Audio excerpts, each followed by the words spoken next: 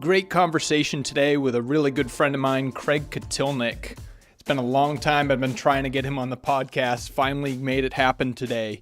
Craig runs CSK Creative here in Orlando. He's a professional videographer, runs a company with his wife Keely, and they do a killer business in the corporate sports videography spaces. He's done a lot of stuff in boating and aquatics. He's done stuff with a lot of famous people. And today I'm asking him questions about how us dummies using our phones can shoot some better videos. Really cool stuff. This is the Golf Essentials Podcast with Casey Borg. So Craig is, I guess you could say, an old friend now, right? I mean, we've known each other since, 12? 2012? Something like that? Yeah, 2012, man. When I moved here. Actually is a long time ago now, which is crazy. Yeah. We don't see each other as often as we should, but we're going to change that in 2019, damn it. Yeah, we had you over, and so I'm still waiting for the invite to come over to your new sauna that you're putting together. No, it's in the mail, man. I'm telling you, these mail guys get worse and worse every week. It sucks. Yeah, I know. Well, I check the box every day, so as soon as I get it. Okay, good. Yeah, I want you to be waiting with bated breath on the edge of your seat. So, Craig, you and I, we have some common ground. We both are small business owners. We both work every day with our wives in that endeavor. We've talked at length at that. So Craig, you run CSK Creative, videography services, a lot of corporate work. But I know you're big time, but there might be a couple people in my audience that don't know who you are already. Why don't you share a little bit of your background and what you're up to these days? I'm sorry, that was just too insulting. I'm going to have to end this call. This is everyone's heard of me. There might be one guy. Okay, for the one guy out there living in a cave in Afghanistan, who's not Osama bin Laden. So we shoot, my wife and I shoot a ton of corporate stuff, but we also shoot a lot of golf and a lot of big name athletes. So, for example, going to this year's Masters, most likely for Mercedes-Benz. This coming Super Bowl, we're going to hang out with Joe Montana, apparently. Cool. And so as soon as I said that to my wife, she usually doesn't want to go on these shoots, but as soon as I said that to my wife, she's like, oh, well, I want to go to Atlanta. Yeah. And I was like, it's just because Joe Montana? She's like, I used to have a big crush on him. I'm like, you're staying home. Yeah. So, because Joe can definitely beat me up. I don't know what age he is, but he can definitely take me. Yeah, he's still got it, I'm sure. For sure. He got a cannon arm. Are you kidding me? Yeah. I don't want to get by that. His, bank accounts matter too. Yeah, he's got a few extra zeros. But I do okay. The point is, Casey Borg's audience, I do okay. We shoot a lot of universities. I don't know if you've heard of a place called Harvard. Most of the places in Florida, UF, I still can't get Rollins yet. Pepperdine, just UNE, actually, right by your old stomping ground. Shoot, yeah, that's my hometown in Maine. Yeah. Awesome. All kinds of different universities. So we shoot all kinds of stuff. Yeah, so tell me about a typical project. So if you're going to, say, University of Central Florida, what kind of stuff are they bringing you into nowadays? I mean, so that's the beauty of what I do is every single day is so different. So one day I could be out on the boat in the middle of a, impending hurricane with 6-foot waves coming over the bow. And because we also do a lot of marine stuff. So I have a photo boat and and this actually happened. So one day I'm doing that. And then the next day I'm in the boardroom, having to act like an adult, like rational human who is not a caveman. And so I love it because every single day is so different. I might be doing After Effects, doing graphics one day. The next day it might be shooting video. The next day it might be editing. The next day it might be writing. I do a ton of writing as well. But a typical shoot would be, we do a lot of green screen, so we can kind of put people wherever they want. Mm-hmm. And we do a lot of interviews. So testimonials, I say, are kind of like a video testimonial is the best thing you can really do for your clients, because if the boss just says this place is great, nobody believes them. But if the clients all say this place is great, then it's a completely different thing. Right. And it's one thing to put, KCB says CSK Creative is awesome. It's a different thing to have him say it on camera and then be on your website saying it. So that's a lot of what we do as testimonials. Cool. Tell me about the coolest project you've ever done. Whew, that's a tough one. We had a pretty cool thing for JVC Consumer Division where we had a big shoot that went from Colorado to Florida to, I think it was in Minnesota, to a bunch of different locations, which was really cool. And then it ended up showing in Times Square, which was really cool. Wow, cool. Yeah. And then the coolest projects, though, are the ones that make the most money. To be completely honest. I get that. Yeah. But you've I'm just trying to catch up to Joe Montana, man. Yeah, I know, man. But you've done some really cool stuff. I mean, a lot of your background is in wakeboarding and water sports. You mentioned you got a photo boat. So, I mean, that's pretty cool to me. You've had a lot of work with Wakeboarding Magazine and other publications like that, right? Yeah, tons. And I mean, like one day this summer, we go out and shoot inflatables off of the boat. And so I'm shooting literally 14-foot high swans on a Saturday morning. That these, they're like inflatable swans that people can play on that are going to be sold in Costco. And that's what we're shooting that day. So it's kind of funny. It's just so different every single day. And I used to, one of my like full-time gig was I was a wake surf tester for boats. And so I'd just go out through every inboard boat across the country and test every single one. So you can see me talking about all kinds of boats on the internet. Wow. That's cool. Yeah. And I say photo boat. Your photo boat is not a canoe that you're sitting out there with a camera. Right. It's a legit ski boat, right? I mean, it's pretty badass from what I've seen. Yeah, it's huge. It's like an offshore boat, so it's about 28 feet long. It's got a huge like scaffolding structure with wings that come off the side about 8 feet, and so you can get that perfect angle. And funny story with that though, if the producer tells you to go from one bay to the next and Hurricane Irma might be on the way, thereby, kicking up the seas, and you still have the wings on, tell that producer you're not going to go. I mean, if you find yourself in this scenario, because I feel like it's pretty common. I feel like it's going to happen. Don't go, because it'll feel like a good idea up until you hit about 6 foot seas, and then it's not that great of an idea because those wings like to roll you over. So we didn't hit ground, but we took on a lot of water. Wow, that's scary. It was scary. How far did you have to go?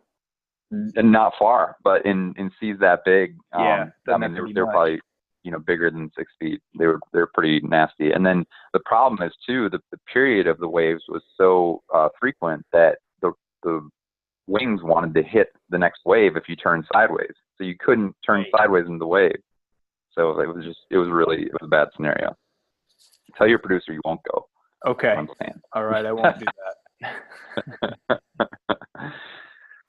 Well, man, so my endeavor to deliver some value to my audience in a selfish way, I want to talk about, what can us idiots who are strapped with iPhone 6s and not a bunch of fancy cameras and equipment and lighting and photo boats, for run-of-the-mill shoots, what are a couple of the big picture bullet point items that you would want to check off to sort of move above the fray and produce something half decent? You know what I mean? Yeah, absolutely. So the first thing is to not undersell an iPhone or, whatever Android you might have, or Samsung Galaxy or whatever, because they are pretty damn good. It's pretty crazy. Mm-hmm. And I think one of your guests before, Mr. Cy Sear, who's a good friend of mine, would agree with that as well. It's pretty insane what you can take if you follow the rules. And that's such a big if. First rule, before I forget it, because I hadn't thought of this one earlier, was don't use the selfie side if you can avoid it. Try to use your back-facing camera because it has typically better resolution. And also the sensor seems to be a little bit better on that side. Gotcha. Or it uses the sensor better. Now, if you don't know what the sensor means, it's the difference between a GoPro which is like a little tiny action camera, or these big cameras that we use. The big cameras have these massive sensors, and they can gather all kinds of light, and they can make a picture just beautiful. And it almost, I don't want to say it doesn't matter, but I mean, you can challenge those cameras much more, and the sensor will take it. So you can put somebody in front of a bright window, for example, and what we call the dynamic range will allow you to see both outside the window plus the person in the room. Now, if you do that with your iPhone, it ain't gonna work. I see. Yeah. So the biggest thing about an iPhone, or let's just call it an iPhone going forward, is you can't challenge that sensor too much. So anything backlit, so think of any light source behind the person or behind the subject you're trying to take a picture of, is going to be a little bit sketchy with an iPhone. It's either going to be, and we're talking exposure, right? So it's going to be, right? Am I wrong? Well, exposure, but also you just get this horrible like banding kind of look out of it. It's doing way too much with it. You know, like you're trying to kill a rhino with a 22. It's just not going to work. Yeah. Or it's not going to work fast, at least. It's not going to work well. So what you want to do is just keep everything as much as you can with the light on the subject, not behind it, but between. So you are between the sun and the subject. Gotcha. So the sun's at your back.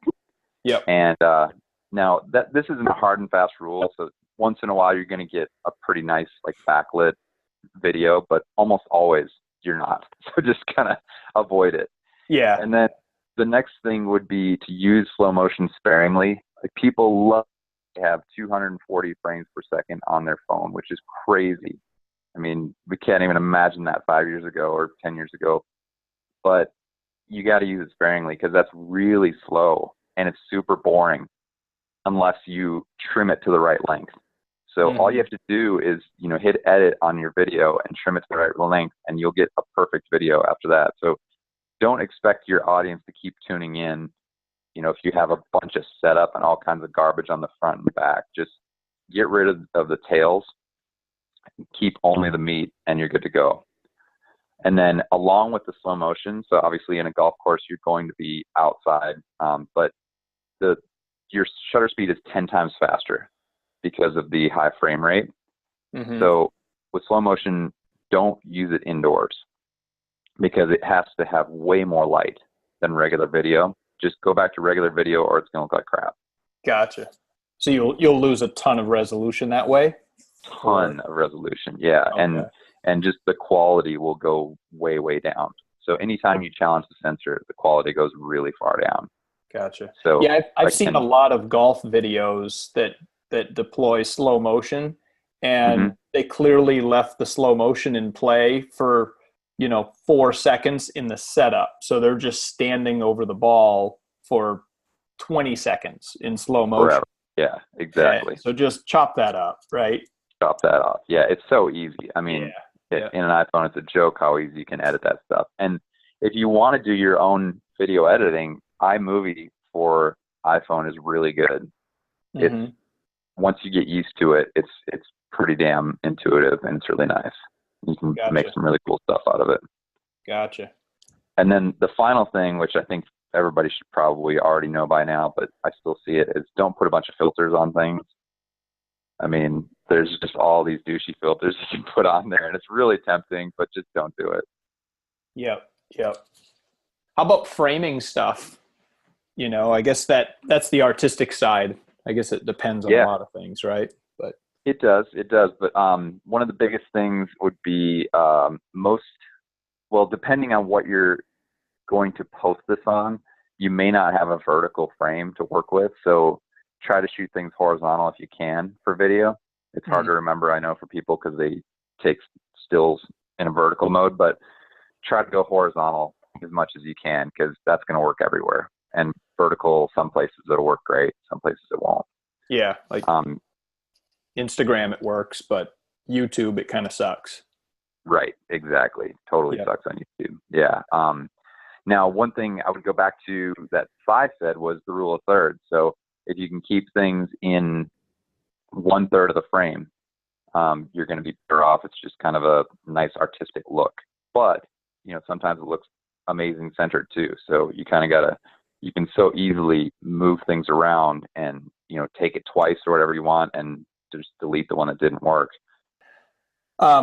So I've got a project that I wanted to talk with you about, and I guess we could talk about it in basic form, but you know, a simple, like you alluded to, the testimonial videos that are more sort of like portrait style. I don't know if you use the word portrait in video, but it's more of a, you know, somebody sitting in an office or right. And yeah, you know, any rules of thumb, if you don't have, again, you don't have all the equipment, but to get the lighting, the sound, background looking halfway decent, you know? Sure. What are the common? So the biggest thing is add some more light. Almost everything you're going to have indoors is going to look like crap until you figure out how to light it somewhere better. So you might be able to move the person near a window. That always works well. Mm-hmm. You might be able to add some more light in through, I mean, even just turn on lamps, anything you can do to get away from overhead fluorescent lighting and just low lighting in general is bad. Yep. So, and then I stay up nights thinking about boring, blank backgrounds. That's kind of my nightmare situation. So whatever you can do to make that background more interesting. Old trick that I learned from Mr. Cy Sear, throw a fake plant in there, man. Fake plants are awesome, and they have them in every office building. And, you know, I mean, it can be a lamp, it can be a fake plant, it can be whatever, but it adds a lot. And then move your subject away from the background. Everybody kind of wants the tendency is to put them closer to the background when they should be doing the complete opposite. Put them a little closer to the camera, put the background farther away so you can hopefully blur out the background a little bit. Yeah, get that depth of field there, right? Yep, exactly. Do you run into any issues on an iPhone where the focus might jump? And I guess maybe that helps when the subject is closer, right? But that autofocus trigger. Yeah, if you hit the screen while you're recording, you can tell it where to focus and what to expose for, and it should stay pretty good. Again, a lot of this is if you're challenging the sensor by using not enough light or things like that, it's not going to work well. That's any camera ever made. But if you have enough light and you've got a pretty decent framing and it's pretty steady, it should work pretty well. If you just tap that spot where the person is, it should stay there. Gotcha. Now that's another thing too, is the biggest thing, I guess, probably about any video is just try to keep it steady. Unless you're looking for that Jason Bourne look, which I really doubt you are. Right. Try to keep it as steady as you possibly can, even if you're slamming beers and trying to take it from the golf cart. Right. Not that I condone that. Not that I've ever done that. Cool. With Casey. And if you've got some sort of a microphone, like a lavalier mic or something like that, if you can grab the audio, would you recommend that? Or, I mean, in close quarters, if there's not a lot of background, iPhone does okay, but right? Yeah, it does okay. Yeah, I mean, again, this is where you just don't challenge it, and you're going to be okay. This is with almost any audio equipment out there too. I mean, you can have the stuff that they use on the sides of the Super Bowl, or you can have something you buy off of Walmart, you know, for $5. It's the point is you just don't challenge it too much. So try to get to a room that's quieter. If you have a little bit of AC noise or something like that, not the end of the world. As long as it's not a continuous kind of like if somebody's hitting a hammer or something and it's every once in a while, it's going to be really, really distracting. If it's just a little bit of background noise that's more like white noise and it's continuous, it's all right. No, I think that's super helpful. If you're doing a video, will you do sort of I don't know what the word would be, like B-roll or like a secondary camera getting a different angle that you could sort of cut it in and spice it up that way a little bit? Or I know. Yes. So what we do is we'll either use 2 cameras or we'll use one camera in 4K, which is double the resolution of typical HD video, and then we'll punch in and out. So you frame it a little bit more loose, a little bit wider with 4K, and then you've got a wide shot and a tight shot because you can push into your tight shot from your wide shot because you got double the resolution, if that makes sense. Oh, I got you. So you'll move the camera back, but use a high resolution that you can sort of bring it in or bring it out. Yep, and you digitally do it in post then. That's one way to do it. The other way to do it is just to have another camera going. No problem at all. And then if you really want to get cool with it, there's a program that will let you sync everything up, and it happens really quick. So back in the day, we used to have to do an audio slate, and it was a big pain in the butt. And now all you do is put it in this program. It's called Pluralize, and it'll just do it for you. You just throw all your crappy footage in there, and it just does it. It's awesome. And then you just cherry pick the segments that you want. Yeah, exactly. And then you've got 2 cameras all set, ready to go. Really cool. Yeah, and then typically what we'll do is afterward, we'll get the person in their natural environment. So if we were doing a golf interview, just did David Ledbetter for Golf Digest a little while back. I'd get him walking into his academy and sitting at his desk or hitting some balls, or we did some slow motion with him as well. And then you can layer that stuff in when he's talking about whatever he's talking about, or when you need to do a cut. So typically you're going to hear this a lot in this interview, especially with me. People are not going to say the right things, and so you just cut it out.